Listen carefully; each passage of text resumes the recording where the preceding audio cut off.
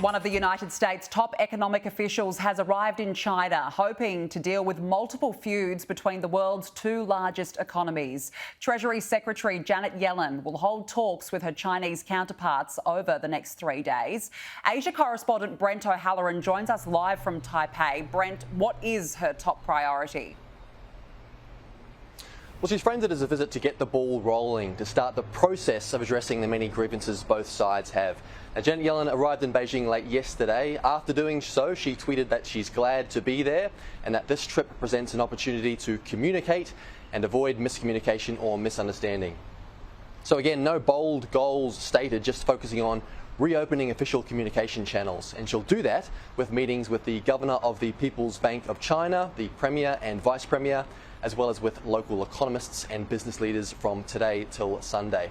I think both sides have set expectations pretty low, and most analysts aren't expecting major breakthroughs. I personally don't think any substantive breakthrough will be announced in the next week or the next 2 weeks. However, given that the Sino-US relationship is in such a historically low point, I suppose any symbolic engagement is way better than non-engagement. Now, Ms. Yellen's visit comes just over 2 weeks after US Secretary of State Antony Blinken was in the country. He was the most senior Biden administration official to head to China and the first Secretary of State to do so in 5 years.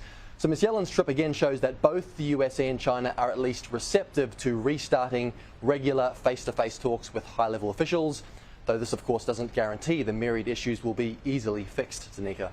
So, Brett, what are some of those issues then, and what are the problems each side wants resolved?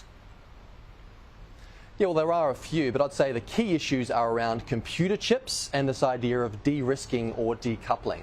Now, on chips, there's been a bit of a tit-for-tat restrictions implemented in China and the US. China on Monday announced it's blocking the export of two metals used in the production of chips, while the US has placed a range of restrictions on China, limiting its ability to make high-end chips. It also pressured Japan and the Netherlands to block the sale of chip-making gear.